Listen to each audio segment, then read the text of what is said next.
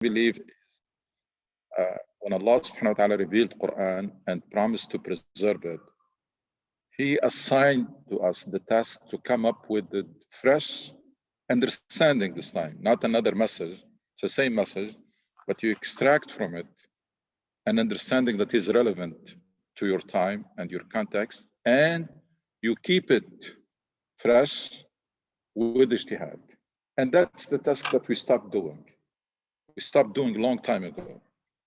And nowadays what we have is people rely on understandings of Islam that were developed either centuries ago or thousands of miles away in a different, completely different context.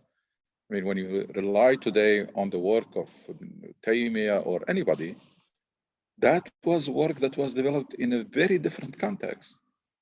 I mean, we should be ashamed of ourselves that we are, until now, we're completely dependent on that work and relying on it, which means that for centuries, we did not do our job. And we kept, it's easier, of course, it's easier to import something that is ready rather than making it. But that will not do the job. I mean, this religion is not meant to be exported from one context to another, whether it is geographical context, political, socio-political, or historical. It's not. You cannot take an understanding of Islam. It's like, I used this metaphor before, or this example. It's like taking the message of Lut and preaching it to the people of Salih, or the people of, or Thamud, or Hud. You're talking about problems that do not exist. And you're ignoring problems that we are facing. So your message is irrelevant. It was relevant for that time. And that was my understanding from the beginning, that Allah subhanahu wa ta'ala kept his deen relevant in two different ways. One, before Quran, before Muhammad sallallahu alaihi wasallam, which was by sending new messengers from his own people, and Quran insists on this, with their own language, something they understand. He understands his people, understand the context, and they know him, and they understand it's not something that is foreign or important. It imported, it was from within. And then later on, or to another other people, Allah will send another messenger with a different message, but he did not promise to preserve them. Why? Because they were relevant only for that context. Now, some items did not change. I believe in Allah subhanahu wa ta'ala, some fundamental characters. I mean, no messenger said lying is okay, or cheating is okay. But some things do not change. But there are other things that are contextual. So my understanding is Allah subhanahu wa ta'ala promised to preserve the text and assigned to us the task to make it relevant, to keep it relevant. Before Muhammad sallallahu alaihi wasallam, Allah subhanahu wa ta'ala did not preserve the text, any text before, and he kept it relevant through new messages. But with the Quran, Allah subhanahu wa ta'ala promised to preserve the text itself, but it is your job now to extract an understanding that is relevant to your context and keep it relevant with ijtihad, something that we stopped to do. It's tough, it's difficult, it's risky. The other options are easier, both extreme are easier. The one who say, let's stick to the letter and let's not bother. And the other who say, let's put it behind and try to come up with something else freely. Both of them are easier options, but they're wrong. I mean, that's not, this religion has to be kept relevant. You cannot avoid the duty of keeping it relevant and the duty of working to achieve its goals without violating its constants or its pillars or things that are fixed. It is tough. It's not, it's not convenient, but that's the only way. Any other option is wrong. Yes.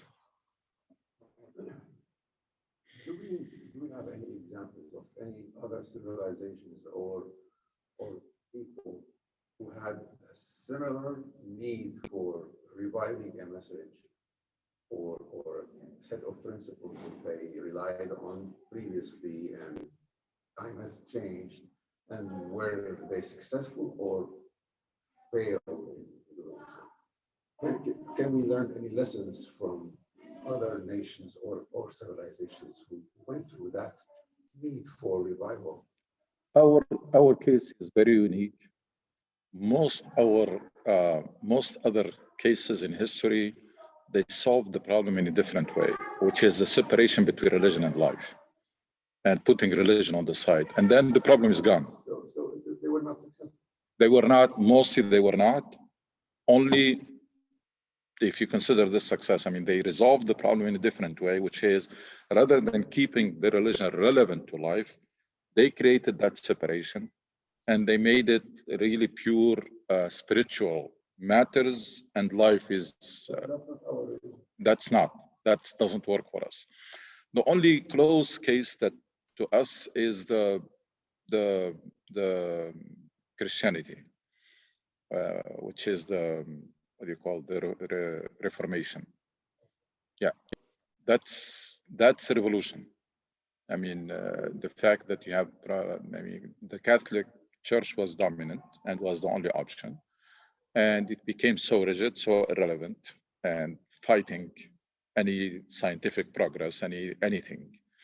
And then they have to come up with something that made them actually champions of a civilization, but with that separation between religion and life. I mean, few principles from religion you live by, but it's no, the challenge that we have is our religion is a life mission and a way of life. It's not something that can be put on the side. But even the Reformation, it's basically putting religion on the side, extracting some few principles that people live by, and help them in their lives, but with that separation between religion and life, not religion and politics, religion, state, religion and life. Yes. The thing that you have been telling us, for me, is very perfectly clear. And our problem is with the political structure that we have in place. These are what you're saying is not in their interest. Mm. And different people, they're coming from different angles to attack it. But if you, as you are always telling me, if you see the paradigm and the model of Prophet Muhammad, all what you say fits in all those gaps.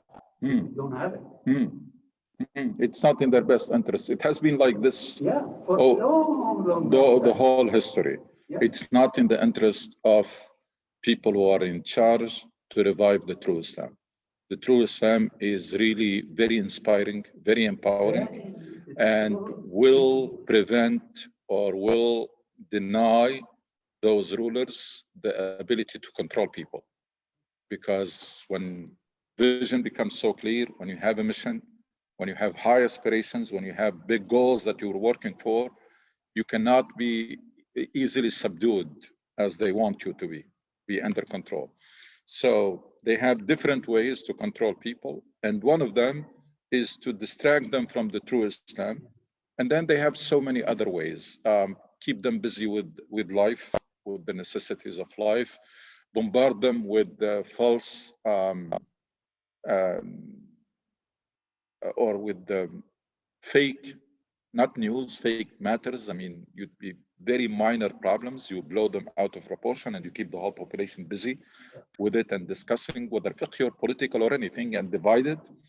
And that's how you can control them. Now, if these people have that immune system that they have a scale, they can weigh things, they have a clear vision, they have purpose in life, they have very high aspiration, they have goals that they're working for, and on top of them is justice, then they cannot control them anymore.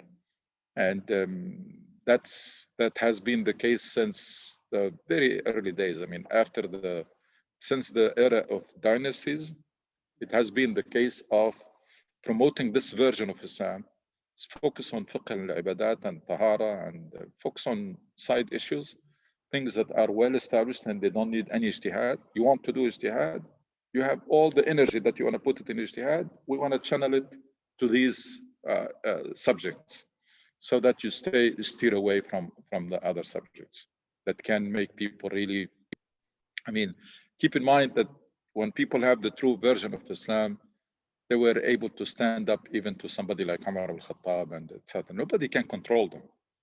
I am somebody with the personality of Umar al-Khattab was like so decisive and so charismatic and he comes to speak and somebody will stop him and say, before you speak, where do you get this from? Yeah. That's the kind of people and citizen that the true Islam will produce. And that has never been in the best interests of those. So you're right. I mean, it's does not allow this type of movement. and that's why they're ready to promote the kind of Islam and the kind of scholars who will emphasize those secondary topics. Yeah. Assalamu alaikum, Dr. Andushi. Can you hear me? You are emphasizing two issues. One, between the person and Allah, and the other one between the person and the community. Last 3-4 khutbah, you are talking about the family matters. You are emphasizing on it. And I know people sitting here in the masjid, they have problem with their mother, with their father. You talk to them, you know, what you understand from this?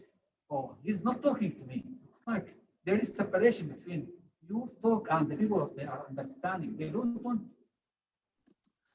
See, for me, it's hard for me between me and Allah. It's very hard what you are saying to Allah. But at least I try. The easy I think between me and the community. People they are listening, or they think they are doing everything, and what you are talking is not for them. That's a very, very severe psychological problem that we have, unfortunately, in our culture, which is some sort of schizophrenia, some sort of like split personality. You can find somebody sitting in coffee shop, etc., talking about all kinds of problems in the society, and the person is doing all of those things that he is criticizing and condemning, and that's something that is puzzling me. I mean, that's like schizophrenic person. I mean, how can you sit down and start talking about how people are not organized, how people are not working hard, how people do not respect the law, how people do not keep the streets clean, but you're doing it. You're doing it every day. So there is a very, and for the example that you mentioned, most of our people, they are not people who are looking for the truth. They are people who think that whatever needs to be known, they know it. Whatever needs to be done, they're doing it. So they're coming to khutbah not to improve or to correct anything, because they think they already know everything and they already are doing everything. Now, anything that they are doing that looks like it is wrong, for them, they are ready to justify it. That he's talking about something else, not me. My mother is very special. That's why I have problem with her. He's talking about normal mothers, but my mother is not. They have this severe problem. It's not only for dealing with parents. It's always, I'm different, or my case is different.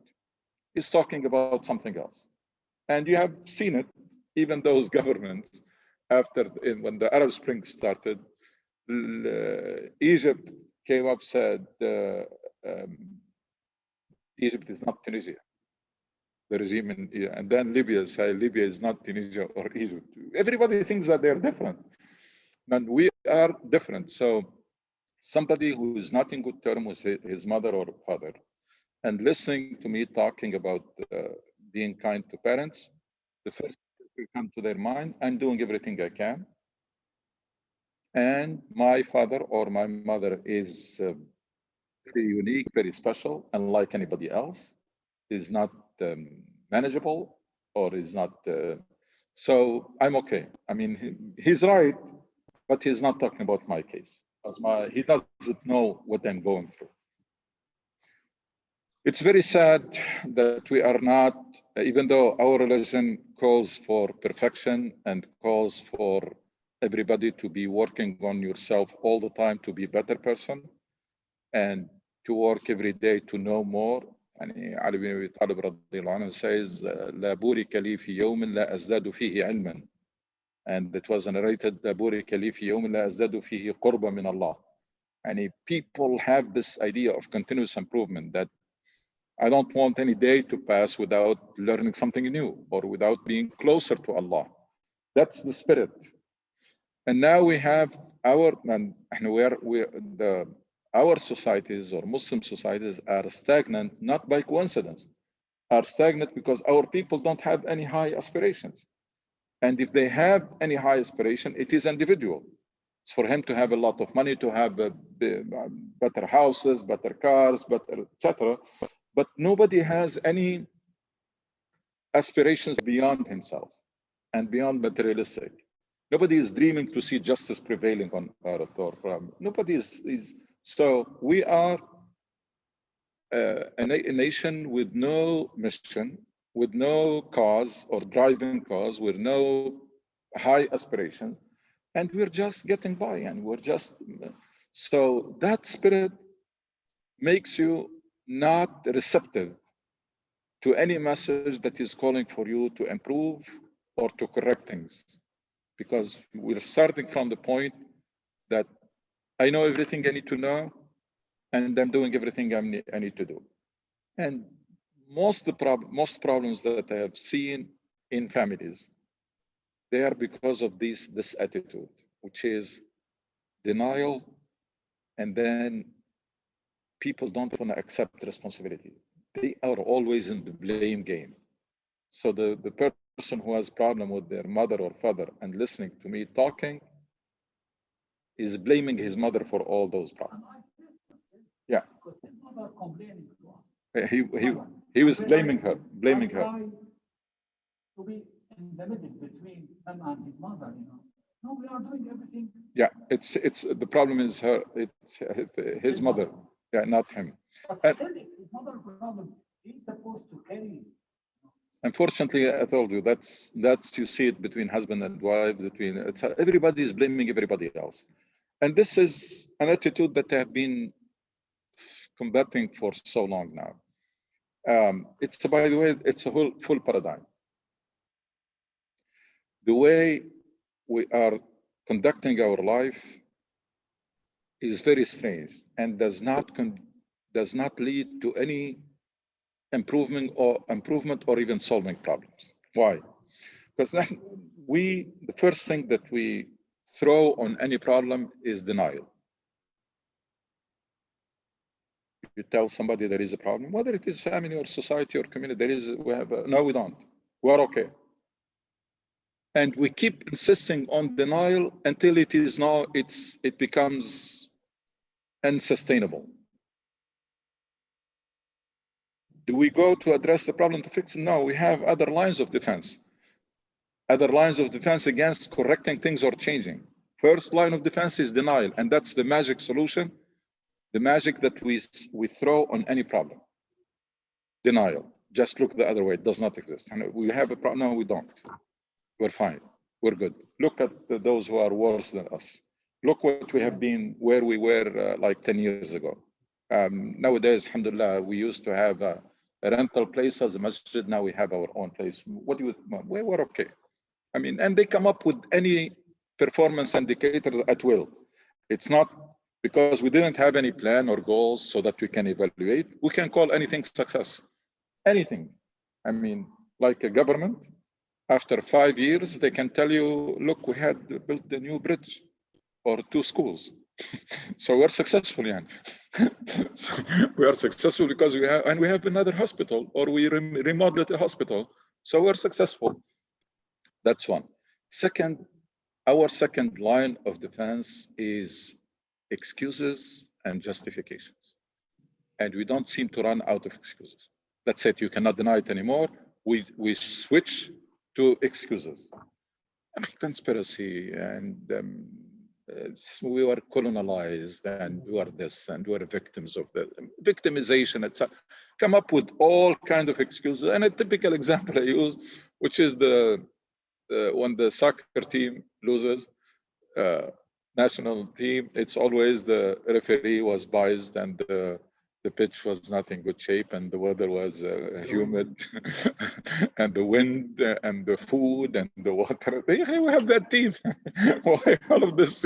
So you will never fix the problem. Why? Because you are in denial or you are justifying failure. And if you're justifying failure, you will never fix it. So we move from denial to excuses, and part of the excuses is the scapegoating. Find somebody to blame. And wallahi, I'm really puzzled now when I deal with people in Muslim societies. I'm really puzzled, and some of them they brought that with them here. An individual or a family, if they find somebody to blame for the problem, they become very relaxed, as if the problem is solved.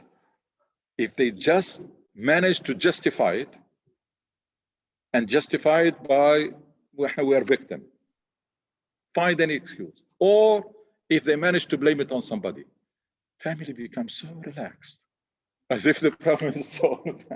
Why? Because they now, anytime that problem is mentioned, they immediately bring the excuse or the person they blame for, or the circumstances. As long they have an excuse to justify failure, or they have somebody to blame it for it, they become so relaxed and so comfortable. So from denial to excuse to scapegoating, and then to patchwork. When all of this fail, we go to the, and keep in mind that the problem is getting worse. With time now it's become crisis, it's no longer a problem. It was a problem in the beginning, but now it's much, much worse. So now we get to the patchwork, which is try quickly to find a painkiller or find something to close this without solving it. The only thing that we don't do is what we are supposed to do, which is what's going on, what happened, what went wrong, how can we fix it? What are the options? And make a decision to solve the problem, because blaming it on somebody will not help you. Denying it will not help you. Justifying it will not help you. Patching it and slipping it under the rug will not help you.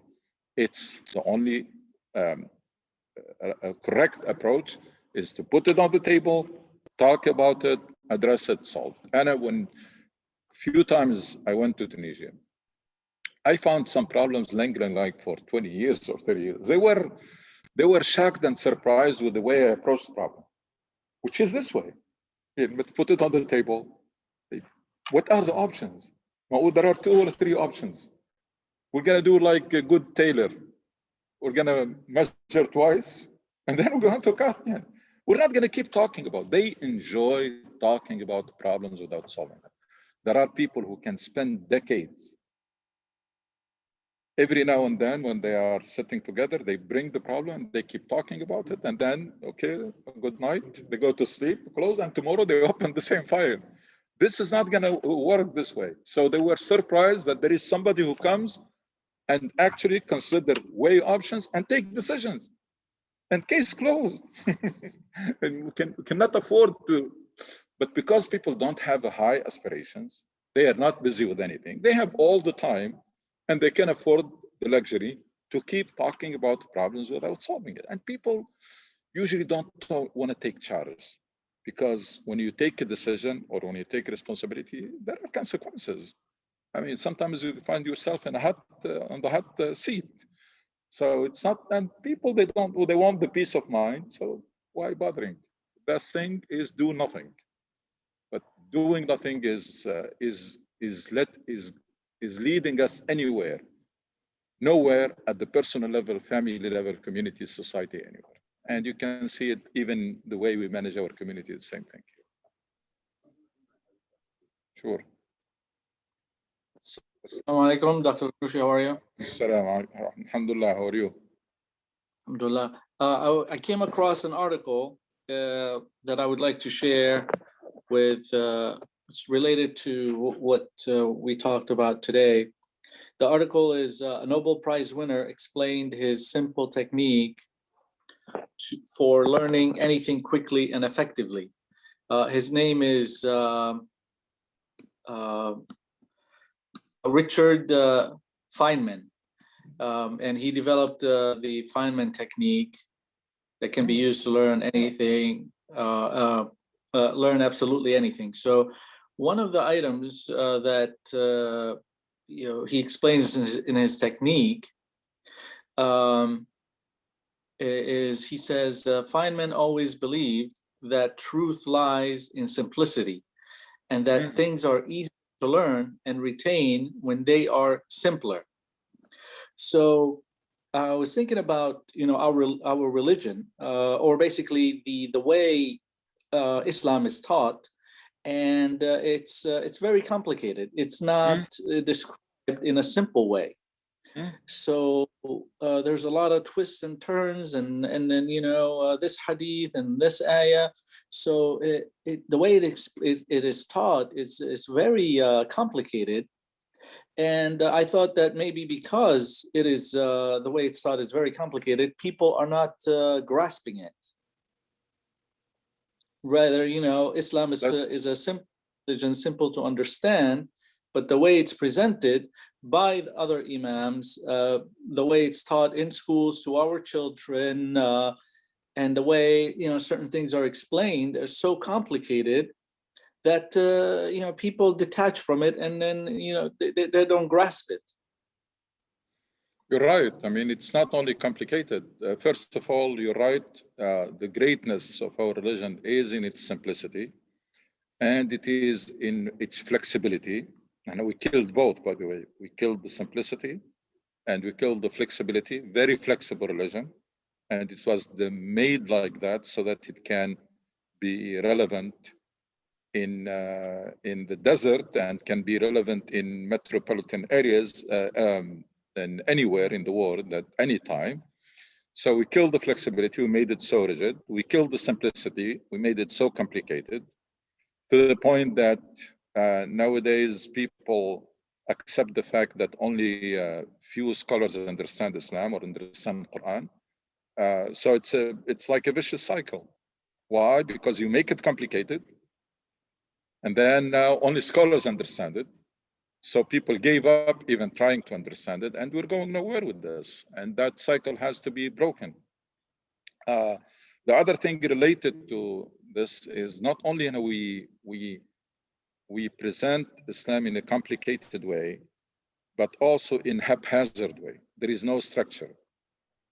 Whether it is our children or it is average Muslim or convert or anybody, they are bombarded with information that is not structured at all. There is no frame. There are hadith here and hadith there and the verse here and the verse there. And people, after a certain point, they become so confused. They're being bombarded with, that's not knowledge. By the way, you can graduate from Azhar or from any Islamic university with zero knowledge, with a lot of information, but you have no knowledge, because knowledge is not information. It's the ability to process information or to interpret information. It's a CPU, not the memory. Now we don't work on the CPU, we work on the memory. So, and I don't blame people, I don't blame our children, I don't blame anybody to be confused. And الإنسان عدو من يجهل. People don't like that which they don't know. So as soon as it becomes very complex and very confusing, people start taking distance from this religion. It's rather than making life easier, it's making life difficult. It's creating a lot of tension inside and a lot of barriers and a lot of shackles, even though it's meant to free people from shackles, as Quran says, يضع عنهم إسرهم والأغلال التي كانت عليهم. The Quran and the Psalm came to free people and to help them realizing their full potential. The version of Islam that are there now, they do exactly the opposite. They cripple people, and they limit their ability or their aspiration by this confusion. It is about time to rediscover the true Islam, the simple, inspiring, empowering Islam that gives life meaning and purpose, and gives you life mission, and gives you high goals to work for in life, and give you compass so that you have that clear vision, and guarantee you a pleasant life here, even before the hereafter.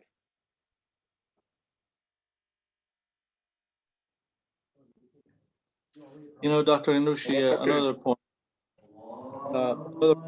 We have the adhan now.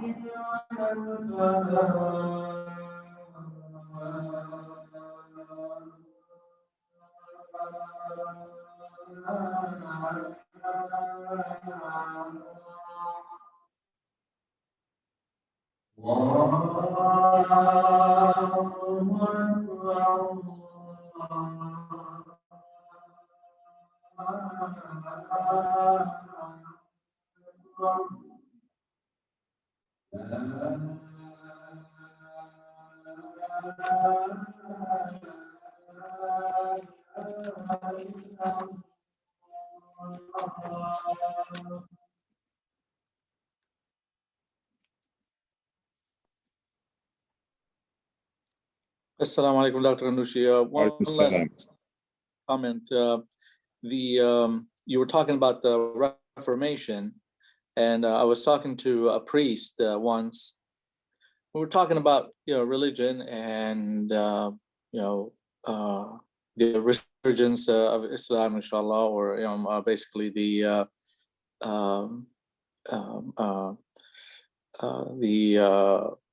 Renaissance. He mentioned that it took about 1400 years for Reformation to take place in the Christian religion, among the Christian people. So I think it is time, for us as Muslims. It is right. It's long it's overdue, about actually. it's a long overdue that because we're going nowhere with the existing versions of Islam, and we're losing a whole generation because the existing version of Islam or understandings of Islam are not attractive at all for young people who are now given the choice of traditional Islam, which is not appealing at all, irrelevant. And even the political Islam has lost, I mean, it's no longer attractive. It used to be attractive at a certain point in time, at least to a segment of young people. And you have the extreme version of Islam, which goes all the way to terrorism. And then the only option left is just to abandon the whole thing altogether. I mean, if people are presented with very bad choices and they are asked to choose one of them, a lot of young people nowadays are opting to abandon and leave the whole thing, and altogether, the religion. So it became much more serious than before. It's not luxury now. We're talking about inability of Muslims to convey Islam not to other people, but to their own children. It reached a point where it became urgent now that to rediscover Islam and rediscover that original, true, simple, and inspiring and empowering Islam for our own benefit, and also for this religion for us to be able to convey it, as I said, even to our own children. Many parents nowadays are having a very hard time doing that because whatever they are preaching is not relevant, is not attractive, is not inspiring. And a lot of time their lives, and they are not even role models for their children, unfortunately.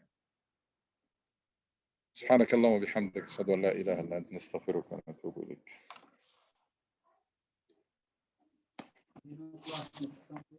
Yeah, no class. Okay. So no class next Sunday. We'll meet the Sunday after on Zoom, inshallah.